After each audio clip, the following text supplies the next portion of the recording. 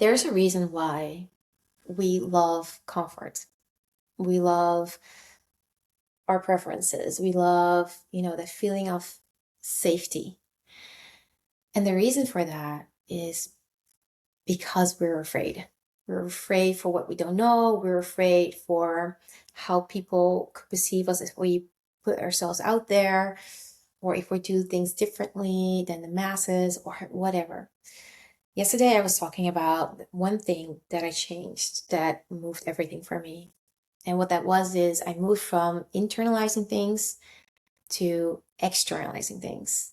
So instead of processing things internally, I started to do that externally by sharing it with you guys. Instead of, you know, um, putting things like documented things on my Notion, this became the art form. Instead of telling things to my best friend in private, I started to do it publicly.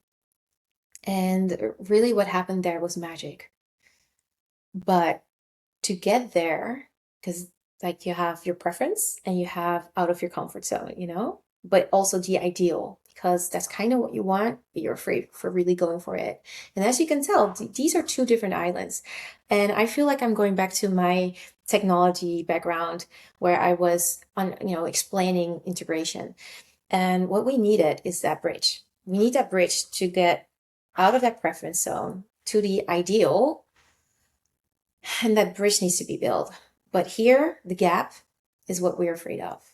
These are all the old stories. These are all the assumptions. These are the fear of the unknown, all of that. And we have to bridge that to get to the other side. And today, I actually spent some time with someone that I'm mentoring.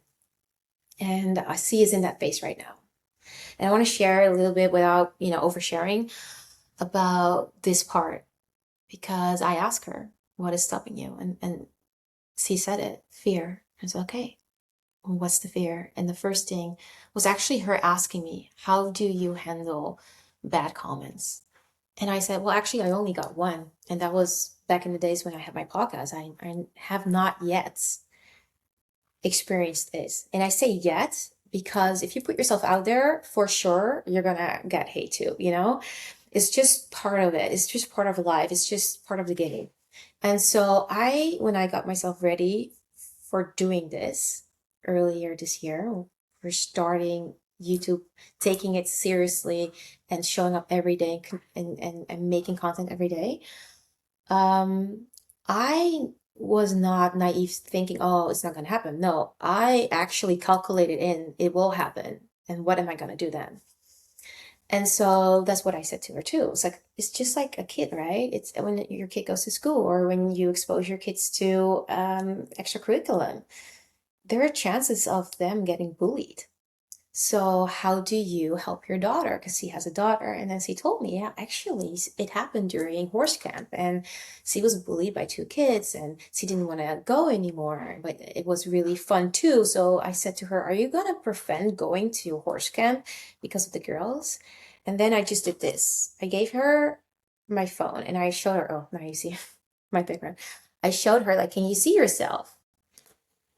And she's like, yeah, what are you showing? I said, you're a mirror right now because the way you talk to your daughter is exactly the way you need to talk to yourself. You literally said to your daughter, are you gonna let, the joy of horse riding and the camp, etc., stand in the way because of those girls that bullied you? You never made it easier for her. You actually showed her, because that's also what he said, that this is life. I want you to get ready for life. I don't want to overprotect you. I want you to spread your wings and take a step back and know that you will be okay. That's actually also how I raised my kid. And then she saw it. She saw the light. And I said, what I'm gonna do is this. I'm gonna help you with your own stories that are preventing you from starting, because these are just ghosts from your past that are still gripping you, still giving you reasons that you're not moving forward. And that was actually my next question. I was like, okay, tell me those stories. What stories come up? First thing that comes up. And then she started talking about this teacher that she had and really was mean to her, etc., etc. And all these stories. I was like, okay, do you see how they energetically are still tied to you? They're still, preventing you from doing something that you're naturally good at. Because that's the thing. Naturally gifted people, extremely good in what they do, is their genius zone. But because they don't have, because they let that fear grip on them so much, they're not even starting. They start, but they don't go for their full potential. And that's where I come in. I'm like, okay, but we are here to live that full potential. How would you feel when you're 80 or older and you're looking back at life and you feel like, okay, I didn't really go full in because of something that my teacher said in grade whatever? And so he looked at me like, Ash, I know you're right. And I said, I had to go through that myself too, because I also had reasons to feel fear. And then I went through all those old stories and I'm like, the best thing that I can do is to tell them, guys, I don't need your permission to take my space. I don't need your permission to shine. Like, what's the worst thing that can happen? It already happened. I already survived, but I don't want them to grip on me. So basically, all these stories and just putting them in the daylight for her helped her to really remove a lot of those energies, all those old stories and those fears. And I said, and whenever it comes up, whenever it does come up, be the mother that you are for your daughter, because that's kind of also who we are inside. Like that kid in us just wants to play, wants to express, wants to do what it's naturally good at. Let him, her flourish. Let him take the stage and be the mom who knows exactly when to step up and when to hold back and be like, okay, you're safe. And obviously, we do so much more, but this is a few things that I wanted to share because, yeah, I made that one big move and change.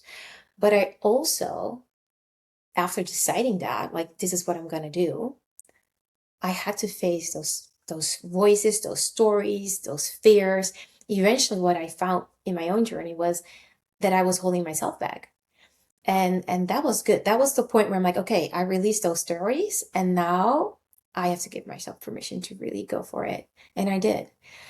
I remember last night I felt vulnerable because I shared an episode. I make 2 episodes the day before, and in one episode I really shared my mission. I was very open about this.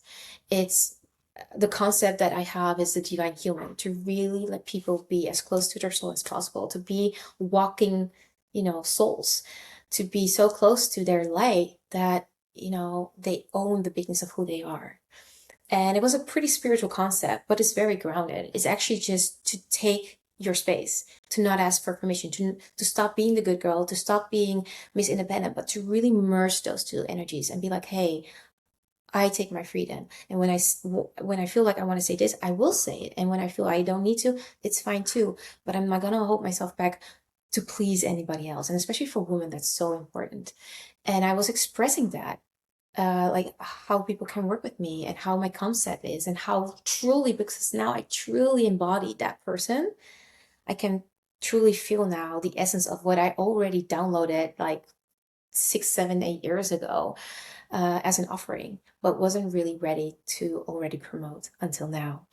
And now I'm owning it, is what I said. And then I was thinking about a lot of people that I follow, who I love, adore, and they all have their own missions. I all feel that they're leading towards the same thing, which is that heaven and earth movement. But one leads with money, the other leads with Kabbalah, the other leads with something else, maybe somatic work. And then here comes Ash with her soul story, and I felt vulnerable, and then I was the loving mom to myself. I'm like, Ash, people will think what they want to think, but they also get to know you because you're showing up every day. You're also very grounded, and you live a very, very beautiful and interesting life. They get to see all parts of you. You yourself are the presence that opens doors, right? So don't worry about that so much. And I was falling asleep with that feeling. So what I'm trying to say is, even when that fear comes up, because it can and it will, and every time you do more, you will feel that fear come up more and more. Because in every stage that you hit, you will explore more options. Because for me, the soul is limitless, so my journey is limitless. And I, every time, am stressing that comfort zone. And then those fears can come up, but I am my own mentor. And then I'm like, doing that in the bedroom and being that mom. And so this is also all about the self-love journey and being there for yourself and not pushing, but and definitely listening, but definitely not holding back and keeping small. If you want to work with me, there are two ways to do that. So the first way is more like an introduction. That is what I call a power hour, where I can help you see and feel the things that are holding you back from your next steps. And the second one is really, yeah, my core thing, and that is the mentorship, to put the soul on the spotlight, or to put the spotlight on the soul, to really live your destiny and to go full in. And this is really for women that are already living it. They're already doing it, but they know that they're still keeping small. And they know that, they have more audacious dreams. And I am here to help them with that. Thank you so much for watching.